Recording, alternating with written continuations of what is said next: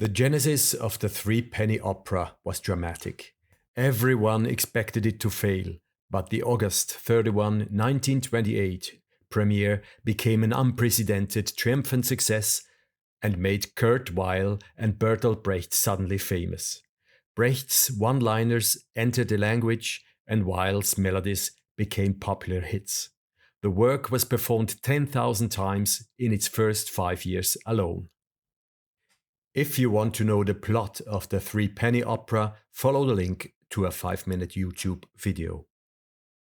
The Three-Penny Opera is a child of the Berlin Roaring Twenties. Jazz, Art Deco, and the desire for pleasure shaped the big city.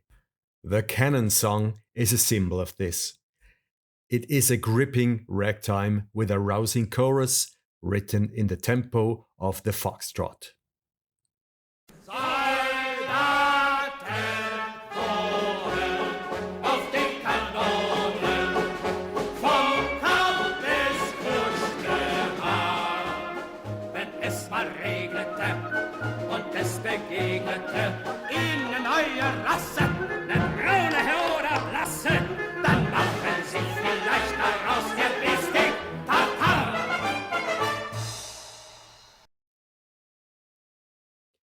But the horrors of World War I and its aftermath of hyperinflation, organized crime, misery, and mentally and physically shattered victims were still omnipresent.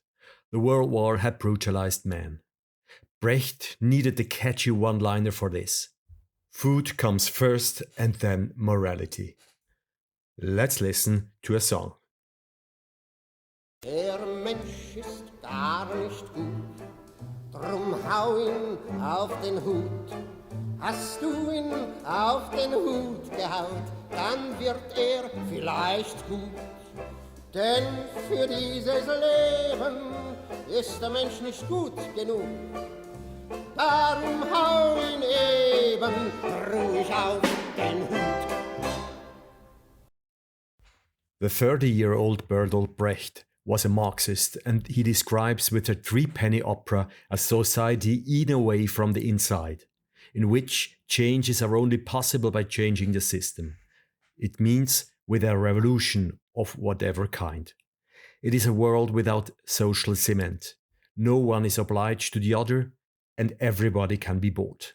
The baser instincts of man are driven by bourgeois vices such as greed and vanity, but also by deeply human impulses such as survival instinct and sexual drive. Peachum represents the hypercritical bourgeois who feels superior to the lower class, like Macheath, but is ultimately no more than a robber with a Bible in his hand. For example, Brecht has Macheath ask, "What is breaking into a bank versus starting a bank?" Ultimately, the policeman behaves like the gangster, the whore like the burgher's daughter. The one robs out of necessity, the other out of greed. This error of the bourgeoisie to distinguish the two things from each other was to be exposed by Brecht. We listen to the Moritat of the contract killer Mackie Messer. Und am König Mackie Messer, der von allem nichts gewusst, und das große Feuer in Soho, 7 Kinder und ein Greis in der Menge, Mackie Messer, den man nicht fragt und wer nicht weiß, und die Winter, jährige Witwe, deren Namen jeder weiß, wache auf und war geschändet, Mackie Messer, war dein Preis, wache auf. Brecht created a new style with the three-penny opera. He called it epic theater. With the stylistic device of alienation, he wanted to create a distance from the characters to the audience. Not empathetic singers, but the singing actor was in demand. Only in this way could the audience think along and become an acting human being. Ja, da kann man sich doch nicht nur hinlegen. Ja, da muss man kalt und herzlos sein. Ja, da könnte doch viel geschehen. Ja, da gibt's überhaupt nur Nein.